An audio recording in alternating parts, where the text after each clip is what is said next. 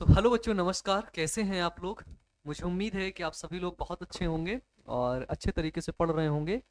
मेरा नाम बायो अमन है और स्वागत करता हूं आप सभी का आज के इस बेहतरीन और सबसे ज़्यादा शानदार वीडियो में। तो प्यारे बच्चों, हम लोग अपना पढ़ रहे थे, ऑब्जेक्टिव क्वेश्चंस को कर रहे थे। और हमारा एग्ज़ाम आपके जो है नज़दीक है, सर पर भी है। ठीक है, बात की जाए यूपी बोर्ड एग्ज़ाम की, तो यूपी बोर्ड आपके सर पर ही है। और अगर आप बिहार बोर्ड से भी हैं तो कोई इशू नहीं है, आप आराम से पढ़िएगा। ठीक है, क्योंकि हम यूपी बोर्ड और बिहार बोर्ड दोनों कॉम्बिनेशन करके मतलब फुल ऑफ एनसीईआरटी पढ़ाते हैं। ठीक है, तो आज चैप्टर देख करके आपको पता चल गया है कि चैप्टर का नाम क्या है। वो है जनन स्वास्थ्य यानी कि रिप्रोडक्टिव हेल्थ। और इसके पहले एक चैप्टर हमने पढ़ाया था मानव जनन, उसके एमसीक्यू करवाए थे। ठीक है, तो एमसीक्यू वाले जितने भी वीडियोस है ना, एमसीक्यू वाले अगर जितने भी वीडियोस अगर आपको देखने हैं तो प्यारे बच्चे सबसे पहले आपको प्लेलिस्ट चेक करनी होगी, क्योंकि सभी वीडियोस प्लेलिस्ट पर हैं।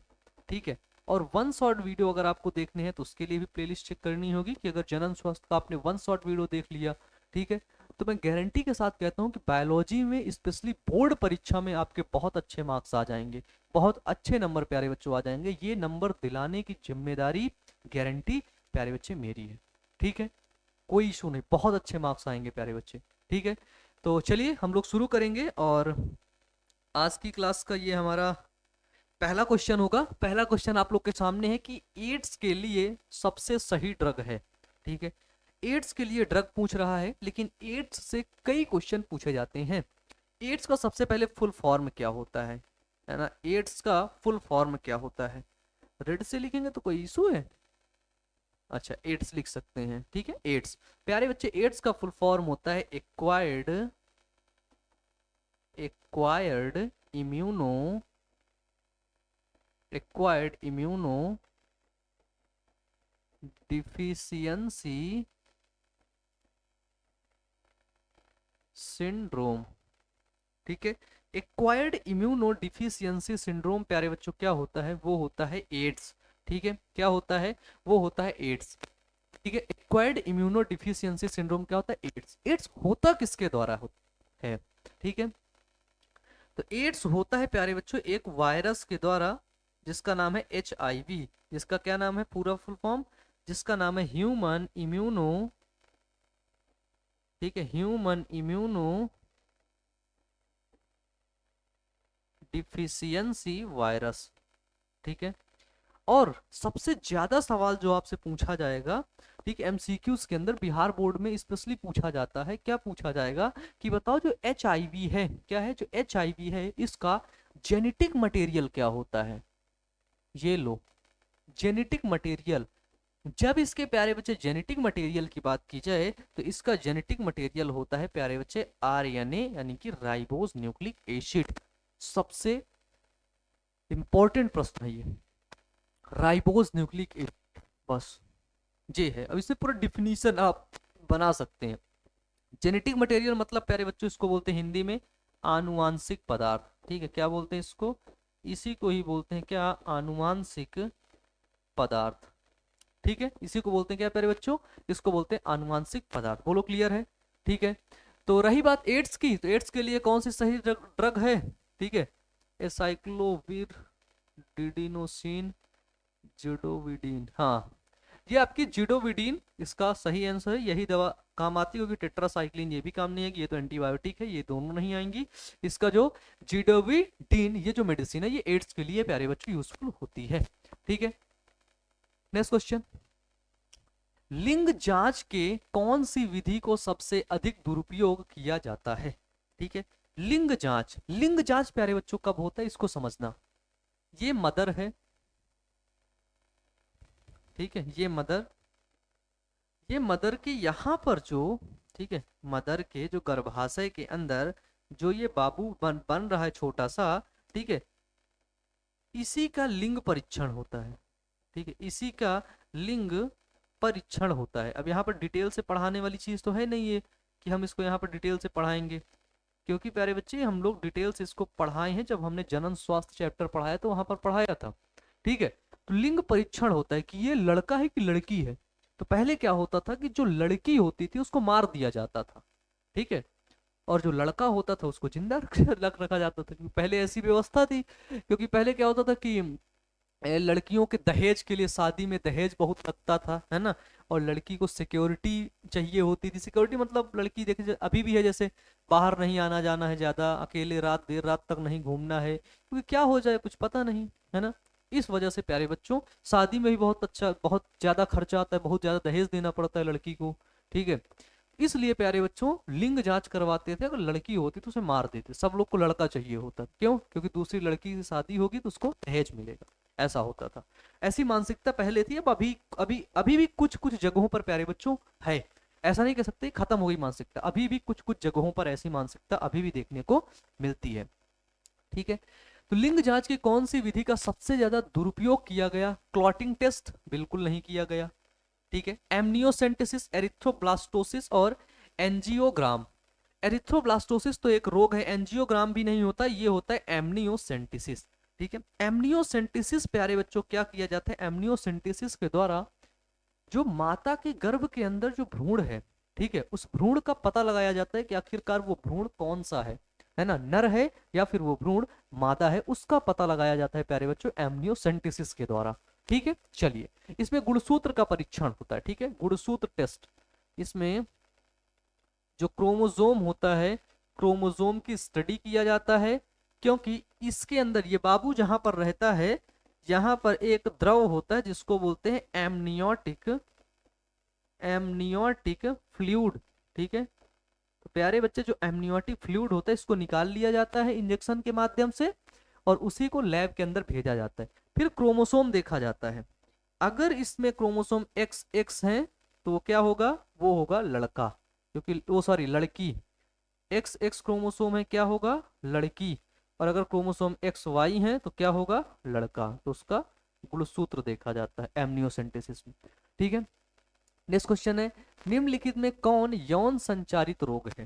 ठीक है, कौन ऐसा रोग है जो यौन संचारित है, जो सेक्सुअल ट्रांसमिटेड डिजीज है? सेक्सुअल ट्रांसमिटेड डिजीज इसको एसटीडी बोलते हैं, सेक्सुअल ट्रांसमिटेड डिजीज, इसको एसटीआई बोलते हैं, सेक्सुअल ट्रांसमिटेड इन्फेक्शन, इसको वेनरल डिजीज बोलते हैं, वीडी के नाम से भी इसको जाना जाता है, ठीक है। तो इसके 3 नाम हैं, ठीक है, तो कंफ्यूज मत होना, सभी का मतलब होता है यौन संचारित रोग।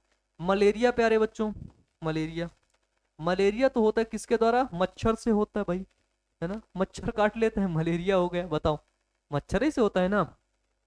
एड्स, डेंगू, डेंगू भी मच्छर से होता है, इनमें से कोई नहीं है तो ऑप्शन ही नहीं है। डेंगू प्यारे बच्चों भी मच्छर के काटने से होता है, ठीक है। अभी आप लोग को अगर याद होगा, शायद मेरे को 6-7 महीने पहले डेंगू हो गया था, है ना। मैंने बताया था, आप सभी लोग को इन्फॉर्म किया था, क्लास करीब 15-20 दिन के लिए बंद हो गई थी, ठीक है। तो डेंगू, जो एड्स होता है, एड्स, ठीक है, एड्स, यही होता है सेक्सुअल ट्रांसमिटेड डिजीज, ठीक है, यौन संचारित रोग, ठीक है। डन। अगला क्वेश्चन, यौन संचारित रोग है, यौन संचारित रोग में से कौन सा है? खसरा, गोनोरिया, टाइफाइड। प्यारे बच्चे टाइफाइड साल्मोनेला टाइफी से होता है, ठीक है, बैक्टीरिया होता है, ठीक है, टाइफाइड भी नहीं हो। टीबी माइकोबैक्टीरियम ट्यूबरकुलोसिस होता है। जो खसरा मीजल्स होता है ये भी बैक्टीरिया के द्वारा ही होता है। लेकिन जो गोनोरिया होता है ना, गोनोरिया, ये निसेरिया गोनोरिया के द्वारा होता है, ठीक है, निसेरिया गोनोरियाई के द्वारा, निसेरिया गोनोरियाई के द्वारा प्यारे बच्चों ये होता है। और इसकी खास बात क्या होती है कि ये आपका एक यौन संचारित रोग है, ये सेक्सुअल ट्रांसमिटेड डिजीज होता है प्यारे बच्चों, ठीक है। अगला, अगला ये है कि निम्नलिखित में कौन यौन संचारित रोग? टाइफाइड, हैजा, मलेरिया, सिफिलिस। तो प्यारे बच्चों ये तीनों नहीं है, सिफिलिस, ठीक है। यौन संचारित रोग का नाम जब भी है तो याद रखना, एड्स, गोनोरिया, सिफिलिस, ये 3 नाम याद कर लेना हमेशा, ठीक है, भूलना नहीं भैया, ठीक है। फिर क्या है कि परिवार नियोजन के लिए शुक्रवाहिनी को काट कर बांधने की विधि को क्या कहते हैं? सबसे पहले आपको पता होना चाहिए कि जो शुक्रवाहिनी है ये किसमें पाई जाती है। शुक्रवाहिनी आपको पता है कि नर में पाई जाती है, मेल के टेस्टिस में पाई जाती है, ठीक है। तो मेल के टेस्टिस में शुक्रवाहिनी पाई जाती है, और शुक्रवाहिनी को काट करके बांध दिया गया, यानी कि पुरुष नसबंदी कर दी गई। क्या किया गया भैया?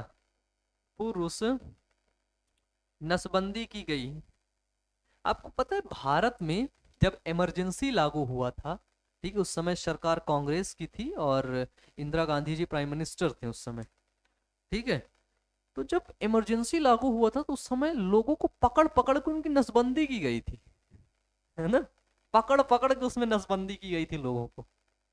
ठीक है, क्योंकि क्या हुआ था, पॉपुलेशन अधिक हो गई थी, इंक्रीज हो गई थी, और अधिक पॉपुलेशन थी, इस वजह से लोगों को पकड़ पकड़ के क्या किया जा रहा था, उनकी नसबंदी की जा रही थी। तो पुरुष नसबंदी को बोलते हैं प्यारे बच्चों ट्यूबेक्टॉमी।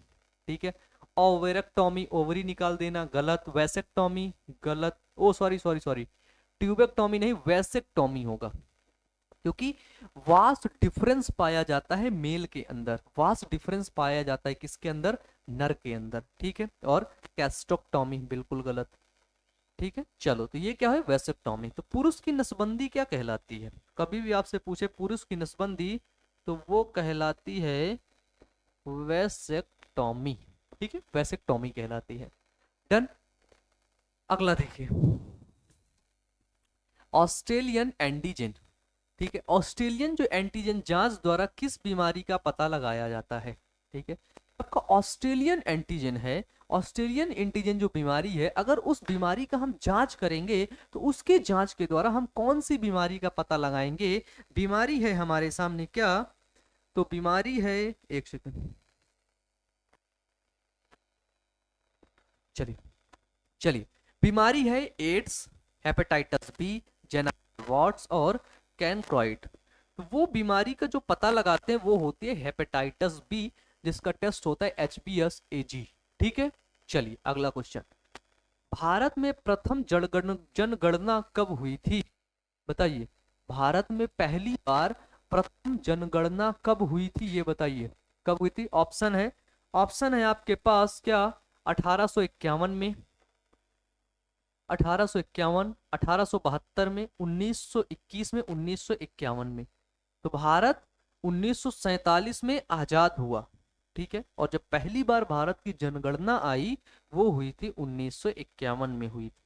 ठीक है, तो तभी उसमें देखा गया था कि पॉपुलेशन अचानक से इंक्रीज हो गई, क्यों हुई, इसका रीजन पता किया गया और उसको सुधार किया गया।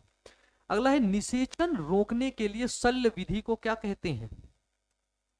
निषेचन की क्रिया को रोकने के लिए, ठीक है, समझना, फर्टिलाइजेशन, फर्टिलाइजेशन क्या होता है कि शुक्राणु और अंडाणु का मिलन, क्या होता है बच्चे, वो होता है शुक्राणु और अंडाणु का मिलन।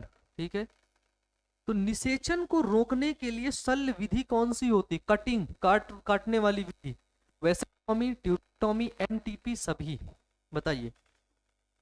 चार ऑप्शन आपके सामने दिए गए हैं, अब इन चार ऑप्शन में आप सभी लोगों को प्यारे बच्चों जवाब देना है, जल्दी से जवाब दीजिए। ठीक है, जल्दी से जवाब दीजिए। तो आप सभी लोग को पता है जो वैसेक्टोमी है वो पुरुष नसबंदी है, ट्यूबेक्टोमी महिला नसबंदी, MTP medical termination of pregnancy. तो ये सभी प्यारे बच्चों क्या है, सर्जिकल विधि है।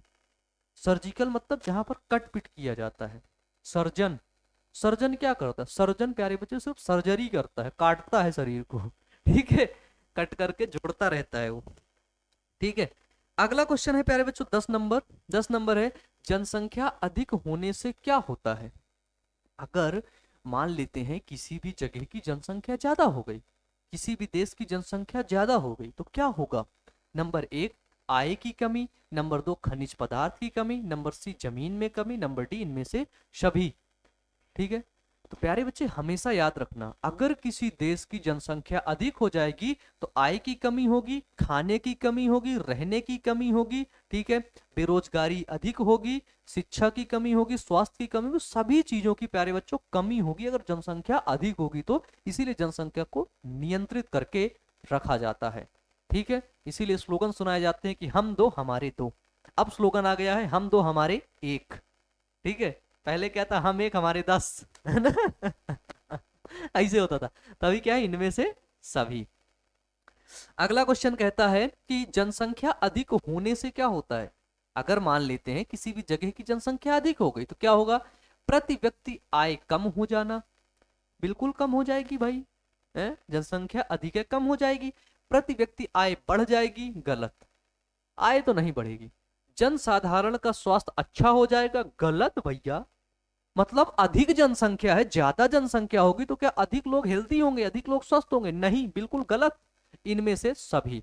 तो क्या होगा प्यारे बच्चे? वो होगा प्रति व्यक्ति आय कम हो जाएगी अगर जनसंख्या अधिक होगी तो। ठीक है, यानी कि प्रत्येक व्यक्ति के पास पैसा कम रहेगा, गरीबी ज्यादा होगी। ठीक है, चलो 12 नंबर क्वेश्चन। इनमें से कौन जनसंख्या नियंत्रण का प्राकृतिक उपाय है? ठीक है, इनमें से कौन प्यारे बच्चों जनसंख्या नियंत्रण का प्राकृतिक उपाय कौन सा है? पहला शिकार, गलत। बी परजीविता, गलत। सी नंबर ए और बी दोनों, इनमें से कोई नहीं। यार इसमें एक ऑप्शन गलत कर दिए हो क्या भाई? ठीक है, हाँ? जनसंख्या नियंत्रण का प्राकृतिक उपाय क्या है? शिकार है? ये भाई ये सवाल गलत है भाई, गलत लग रहा है, काट दीजिए इसको। है ना, जनसंख्या नियंत्रण का प्राकृतिक उपाय, जनसंख्या नियंत्रण का प्राकृतिक शिकार और परजीविता होगा क्या इसका? पता है, ये सवाल हमको भाई कंफर्म नहीं है। 13 नंबर। निम्नलिखित में कौन निम्नलिखित में कौन जन्म दर नियंत्रण की शल्य विधि, शल्य विधि मतलब कटवट करना, वैसेक्टोमी, ट्यूबेक्टोमी, ए तथा बी दोनों, इनमें से कोई नहीं, तो वो है प्यारे बच्चों दोनों, वैसेक्टोमी और ट्यूबेक्टोमी। ठीक है, जो वैसेक्टोमी होती है इसको बोलते हैं क्या? तो इसको बोलते हैं प्यारे बच्चे पुरुष नसबंदी। है ना, नसबंदी। उस समय बच्चों पता है, उस समय सच में दौड़ा दौड़ा के लोगों को पकड़ पकड़ के नसबंदी कर देते थे भाई, बहु लोग को नसबंदी किए। ट्यूबेक्टोमी क्या होता है? वो होता है महिला नसबंदी। ठीक है, महिला नसबंदी है ऐसे, क्योंकि जनसंख्या उस समय बढ़ गई थी। 1951 की जैसे बात है, प्रथम जनगणना हुई 1951 में।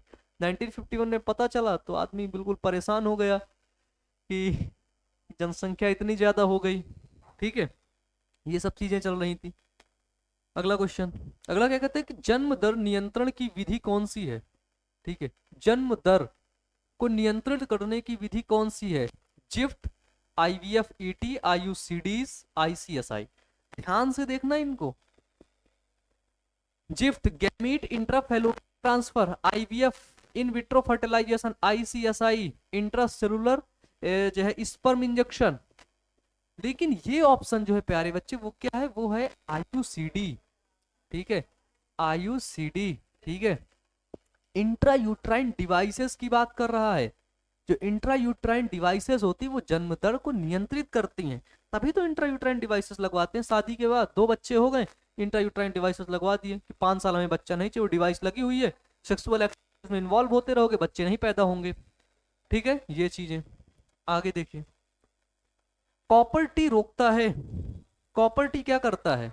ठीक है, कॉपर टी किसकी क्रिया को रोक देता है?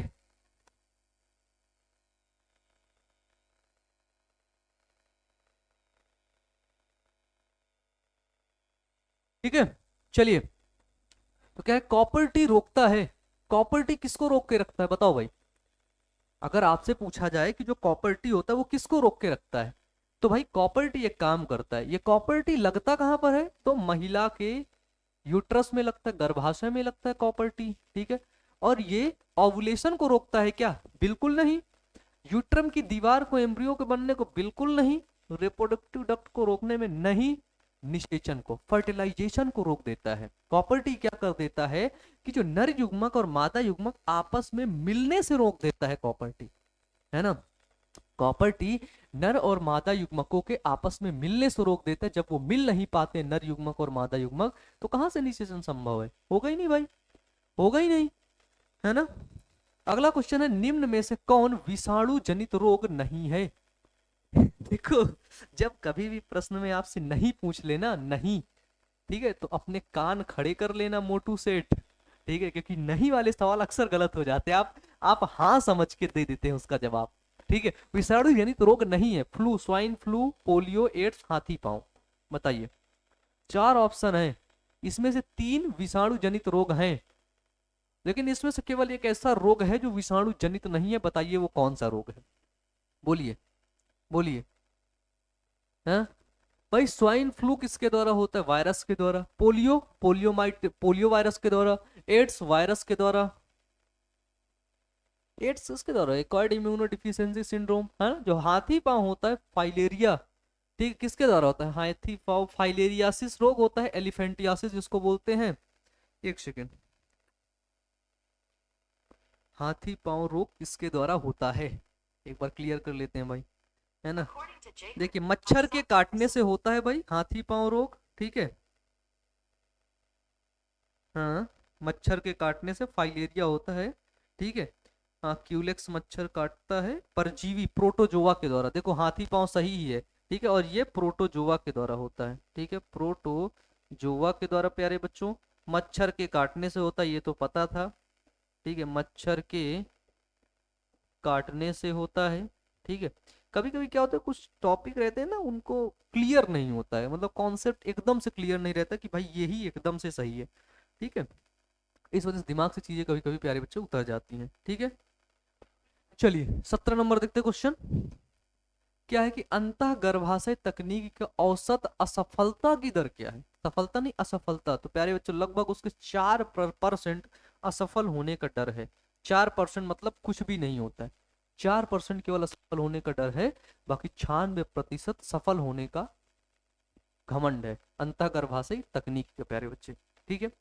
अगला क्वेश्चन, जनसंख्या नियंत्रण के लिए हार्मोनल गर्भ निरोधक गोली प्रयुक्त होती है, ठीक है। जनसंख्या को नियंत्रित करने के लिए जो हार्मोनल गर्भ निरोधक गोली होती है उसको प्रयुक्त होती है, कैसे, माला डी, माला एन, सहेली, इनमें से सभी, बताइए। वो भी प्यारे बच्चों इनमें से सभी, क्योंकि सहेली, माला डी, ठीक है, ये सभी क्या होती है, सभी गर्भ निरोधक ही गोलियां होती हैं, ठीक है। अगला क्वेश्चन है, निम्न में से कॉपर टी रोकता है निषेचन, अंडोत्सर्ग, वीरपतन, आरोपण, भैया कॉपर टी क्या करता है, पहले से पता, इसका जवाब आप लोग कमेंट बॉक्स में दीजिए, दीजिए भैया, आप लोग से भी कुछ काम करवा लेना, है ना। इसका जवाब आप सभी लोग प्यारे बच्चों, जितने प्यारे प्यारे बच्चे देख रहे हैं ना वीडियो को, वो सभी लोग कमेंट बॉक्स में इसका जवाब अभी सब लोग देंगे, ठीक है। बताइए, बोलिए भैया, ठीक है। तो जो कॉपर टी होता है वो किसको रोकता है, निषेचन को रोक देता है, ठीक है, फर्टिलाइजेशन नहीं होता है, ठीक है, अंडोत्सर्ग को नहीं रोकता, कोई भी ओव्यूलेशन होगा। अगला है, जनन स्वास्थ्य के लिए क्या सावधानी की जरूरत है ना। जनन स्वास्थ्य के लिए, रिप्रोडक्टिव हेल्थ के लिए सावधानी कौन कौन सी चाहिए भाई, कौन सी, गर्भपात, यौन संचारित रोग से बचाव, गर्भावती का समुचित देखभाल, गर्भपात, इनमें से सभी, बताओ भाई, है ना। तो इनमें से प्यारे बच्चों सभी, ये सभी चीजें चाहिए एक जनन स्वास्थ्य के लिए, रिप्रोडक्टिव हेल्थ के लिए। हाँ एक चीज और बता दूं, इस जनन स्वास्थ्य के ना हमने एनसीईआरटी के क्वेश्चन करवाए हैं, एनसीईआरटी के क्वेश्चन, ठीक है। लिंक आपको वीडियो को लास्ट में आई बटन पर मिलेगा, डिस्क्रिप्शन के नीचे आपको मिल जाएगा, सबसे नीचे जहाँ पे वीडियो लगे रहते हैं वहां पे देख लेना, सारे कॉन्सेप्ट क्लियर हो जाएंगे। जनसंख्या विस्फोट का परिणाम है आय की हानि, भूमि की हानि, खनिज का हानि, इनमें से सभी। जनसंख्या विस्फोट का क्या परिणाम है, इनमें से सभी, ठीक है, सभी चीजें बच्चे होती हैं, ठीक है। महिलाओं में शल्य क्रिया द्वारा बंधकरण प्रक्रिया को क्या कहते हैं, महिलाओं के अंदर, महिला के अंदर अगर नसबंदी करते हैं, काट के उसको, शरीर को काट के उसके, तो उस प्रक्रिया को क्या कहते हैं, नलिका उच्छेदन, शुक्र उच्छेदन, प्रत्यारोपण, रोधक, ये तीनों नहीं कहते, उसको कहते हैं नलिका उच्छेदन। इंग्लिश में उसको बोलते हैं प्यारे बच्चों क्या, तो इंग्लिश में उसको बोलते हैं ट्यूबेक्टोमी, ठीक है, तो इंग्लिश में उसको क्या बोलते हैं, ट्यूबेक्टोमी। तो इसी के साथ प्यारे बच्चों ये आपका लास्ट टॉपिक था, ठीक है, लास्ट क्वेश्चन था, खत्म हो गया। बाकी सभी क्वेश्चंस अब आपको, जैसे जैसे आपके जो और क्वेश्चंस है ना, वो क्वेश्चंस आपको प्लेलिस्ट पर देखने को मिलेंगे, तो आप सभी लोग प्यारे बच्चों क्या करेंगे, ठीक है ना।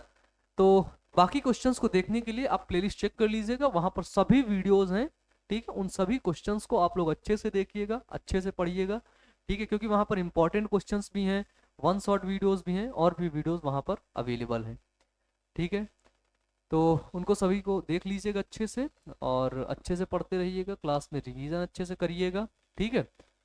तो ध्यान रहे, तो मिलते हैं हम लोग नेक्स्ट क्लास में, wish you all the best, thank you.